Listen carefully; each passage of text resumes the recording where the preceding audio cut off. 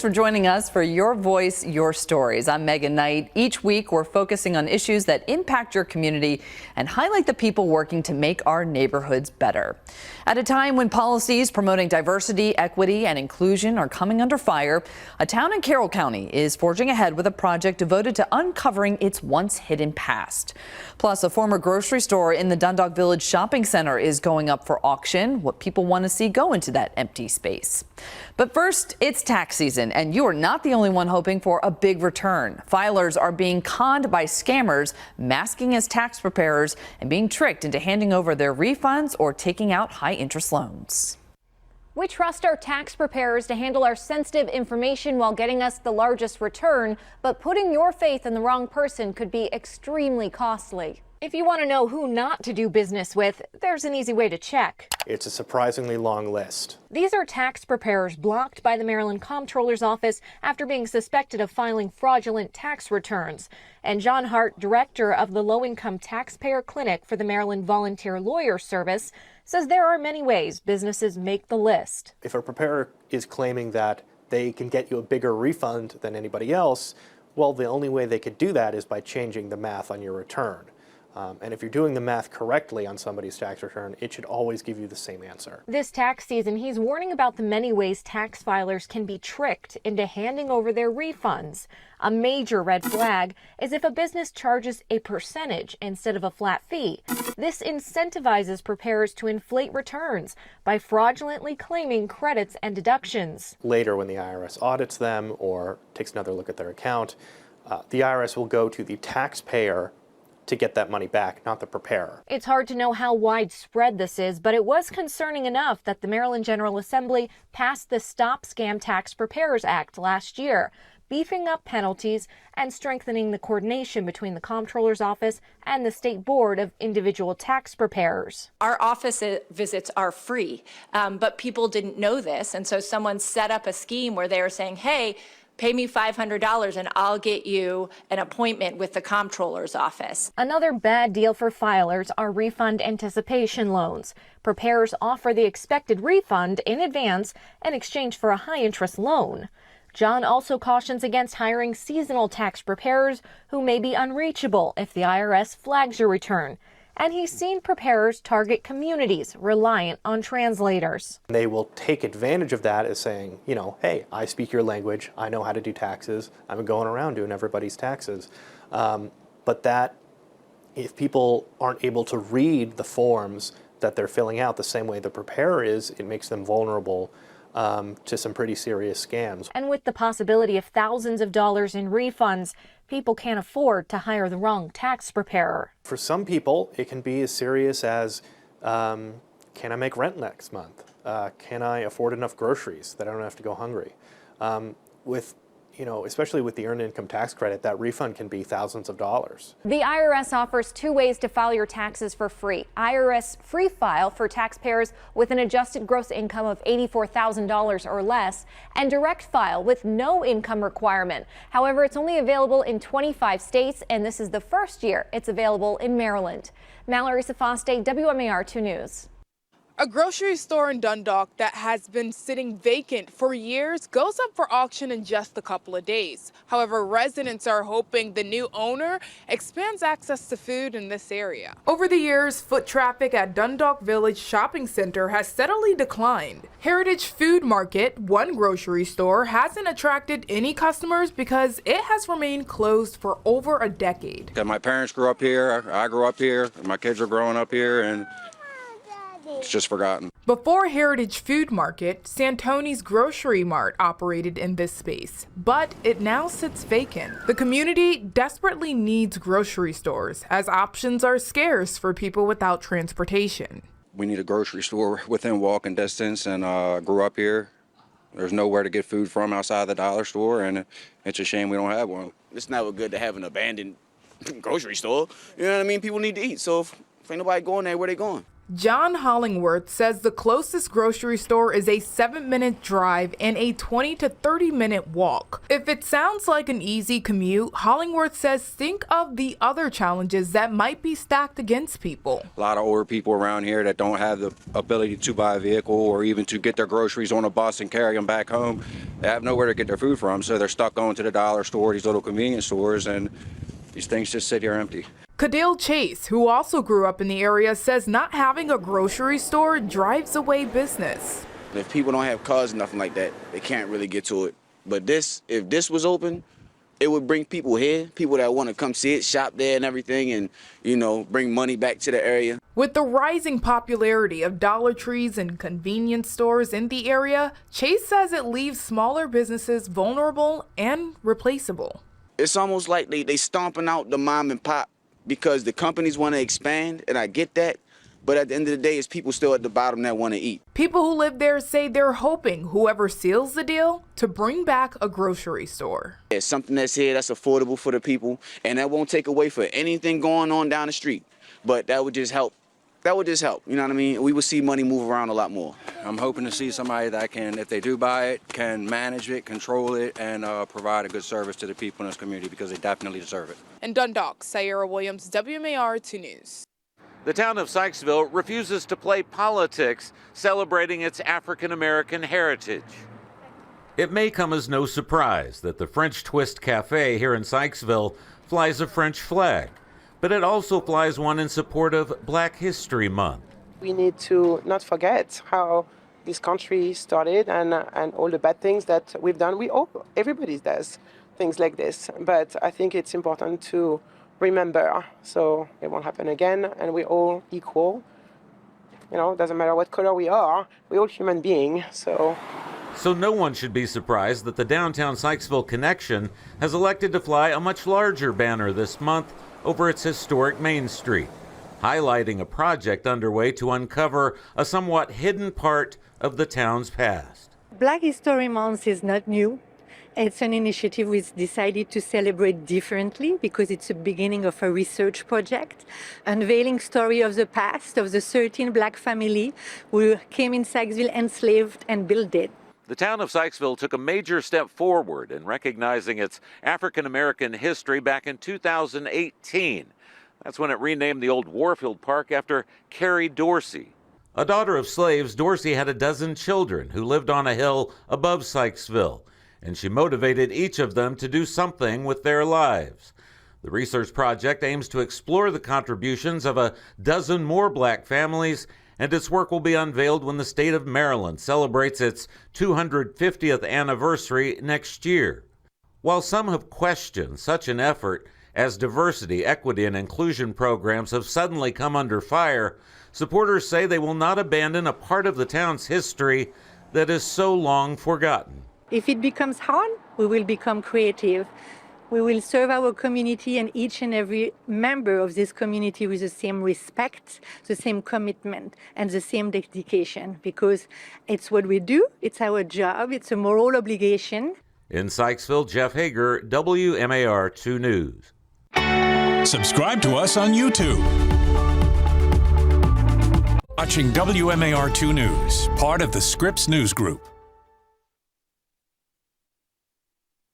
Welcome back. Capturing the sights of Baltimore, a local content creator, is gaining a lot of attention on social media.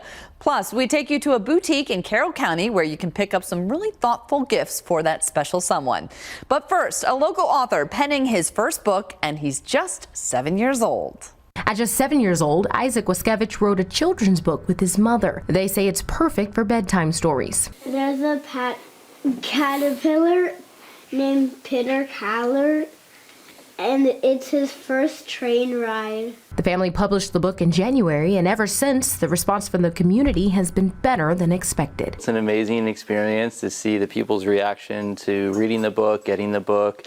It was really nice to see his class have Isaac read the book to them. A teacher sent us a picture of that, so that was really nice. And we've been getting a lot of feedback online from family and friends and other people who've come in to purchase the book, either in store or online, and it's wonderful. Christy Silverstein, co-owner of Joe's Mercantile, agreed to sell it in her shop. Anytime somebody is local is doing something, we're all about it. We're all about supporting them. So, and the fact that he was a little kid and he was cute, that always helped. She says she was impressed to hear Isaac came up with the story on his own and his mother helped him illustrate it. Isaac says he's happy people are buying his book because he says he put a lot of work into it. It was a little bit hard thinking about some of the pages. And Isaac's dad says the book is great for all young children, but mainly children from 1st to 3rd grade. I love this story. It's witty, it's funny, and it's a cute little story for for kids to read bedtime to their parents. And I think the language in it is nice and appropriate for kids to even learn how to read, or it might be their first book, or they're getting into certain reading levels, and it's really nice. And it's not just gaining popularity here in Maryland. It's also trending #1 under new releases on Amazon for children's books. Janae Wright, WMAR 2 News.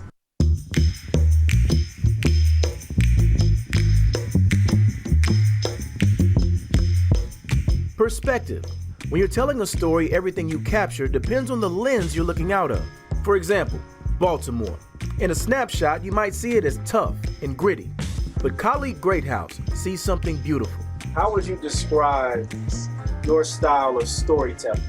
Authentic and fun, cute, but real and genuine and touching. With every capture, he takes you on a lighthearted journey through Charm City, accompanied with a classic soundtrack with a certain vibe. Everything in my videos has a reason and a purpose. People love it because it's real and they feel it. They feel it when they watch. Colleagues started creating the content in March of 2024. At the time, the Harlem, New York native had a little more than 1,700 followers. 10 months later, his Captured by Colleague page is drawing in more than 20,000 viewers. And more often than not, he's telling the stories of these neighborhoods without even saying a thing. My words can't explain things the way the videos do. Yes. Because it's a feeling. A feeling he gets on his long walks or bike rides, a lot of it impromptu. I'm just in the moment, you know what I mean? So I think when you're in the moment, you just see the beauty of, that time. When I asked him about his favorite shot, it became clear to me that his eye is just different. Right around the corner, there's like the yellow liquor sign. It's just very nostalgic, right on the corner with the T-Mobile and all the guys hang out there. Which brings us to Colleague's playful nickname for the city, Balti. Why do you feel like that's fitting for Baltimore? Yes, Balti, because it's cute. Simple, because it's cute, but Colleague also has a knack for uncovering the vibrance of the city's character. Not just showing us what Baltimore is, but what it could become. Balti is the Black Renaissance of Baltimore. Frame by frame, he's not just using these pictures to praise the pretty, he's finding ways to bring out the beauty in the struggle. Through my art, Balti is like a future version of Baltimore. A future version where Black people are successful in the city, where there's booming Black-owned businesses, beautiful, literally, Black home ownership on the rise, everything, like just a brilliant Black city. And to achieve it, Colleague believes you have to see it and feel it first. And so far, he's got the undivided attention of an audience that's growing by the day. Many people have told me that, after seeing the videos, it's like, oh, the way they saw that street or, that place that they live changed. Like, they're like, wow, I see it in a way that's, beautiful now.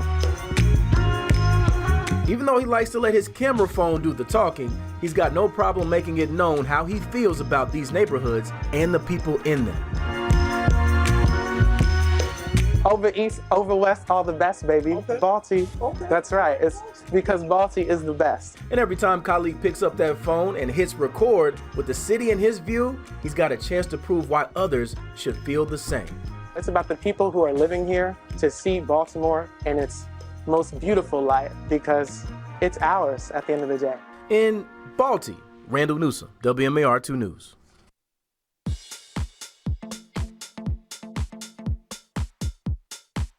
So Cultivated is a clothing and gift boutique that was established in 2015. Tiambe Page has always dreamt of running a business right where she grew up. I decided that I wanted to be able to shop in my hometown and shop for the things that I loved where I lived. When you walk through the door, visual candy everywhere. You may even spot some familiar local favorites that sit right on the shelves. And you made that. I did. You're very creative. I try. And then while you're doing your mouth party, Glitter sangria. Her creativity knows no bounds. They pull out all the stops for the holidays. Ooh, I like that. Hi, let's go to the spa. Let's do it. Fun fact, during the holidays, our customer base shifts, and it's all the husbands that come in, and we know them by name, and they know that they can ask us, and we can look up their wife's wish list or their girlfriend's wish list. I was going to say they probably have a wish list. Oh, yes. Oh, these are so cozy. I've got champagne problems on a grape juice budget. We have products in this area that you won't find anywhere else. More glitter. Oh, is that glitter mimosa? Oh, yeah. Messages of encouragement are scattered all throughout the store. Or it's more inspirational, 100 ways to live in the moment, be kind. You belong here. After the loss of her father, Tiambe created a compassion care kit, a gift designed to provide comfort when words fall short. We've curated the perfect gift that is really thoughtful that you can then feel really confident handing over to someone else. It's not just about selling products. It's about creating a sense of belonging. We're not trying to just sell things, but we're trying to convey a feeling. We are trying to build community through the selling of things. And then I see you have a Stanley Cup. Yes. You can never have too much bling. Oh, no. I love that I personally get to help contribute something back to my community. That's what Cultivated is, and that's actually where the name came from. It's a store built on kindness and meaningful relationships. This business isn't made on me. I created it, but it's actually made by the people that support it, the people that walk through, the people that like, the people that share, the people that buy a gift for someone else. What a perfect gift.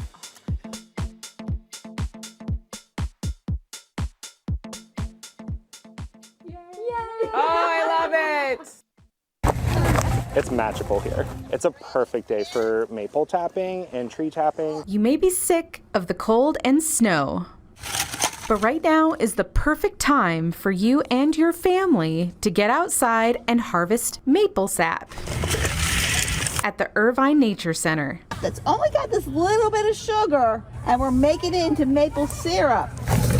A hike through the woods with some hands-on training for kids and adults. We get to check buckets to see if there's any sap in any of our trees. What's it taste like? And a stop. What does it taste like? For a little taste test. Coffee! It's all part of the process to encourage people to get outside. It's a great reason to get outside. Learning isn't just for kids. When you come out in the environment and in nature, it's for everyone. And at the aptly named Sugar Shack, volunteers show everyone the process of maple magic. How the European settlers learned from the indigenous groups of how to make maple syrup and maple sugar, and then a little bit of how we do it today. And if you need more incentive, the program ends with a sweet treat. Anybody want to taste maple candy? Are you sure? Yeah. That everyone can enjoy. What do you think? Delicious. So if you're looking for something fun for the whole family and to beat the winter blues, Maple Magic isn't over. To find out more about available dates and pricing, visit us on our website at WMAR2news.com. In Irvine, Linnea Hoover, WMAR2 News.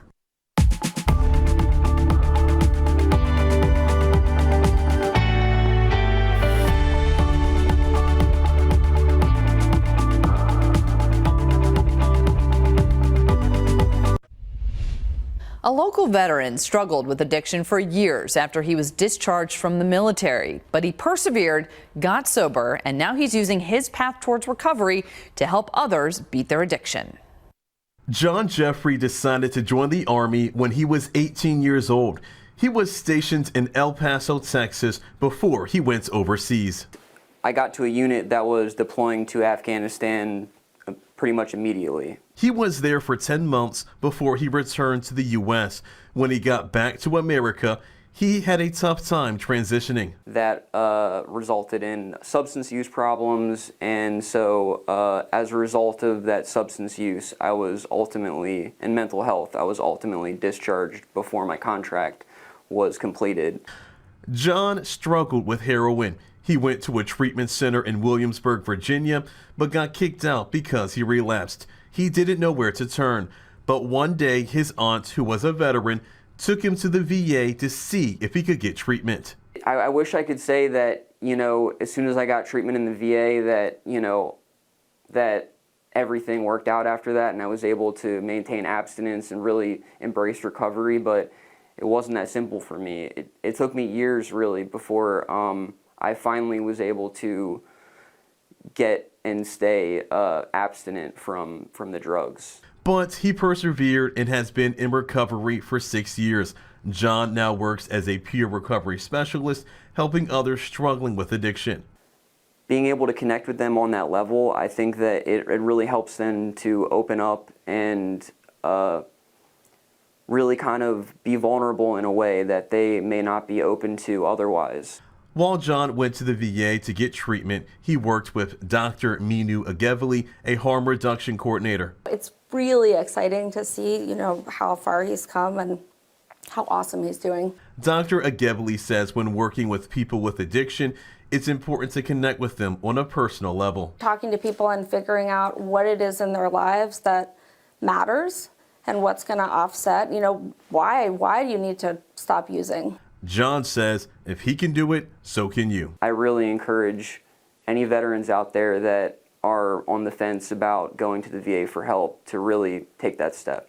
John says his ultimate goal is to one day work at the VA and help veterans who are struggling with addiction. In Baltimore, I'm Jonathan Hunter for WMAR 2 News. If you have stories you'd like us to cover, we would love to hear from you. Email us at storyideas@wmar.com. And that's going to do it for us. Thank you so much for joining us, and be sure to tune in again next week for Your Voices, Your Stories.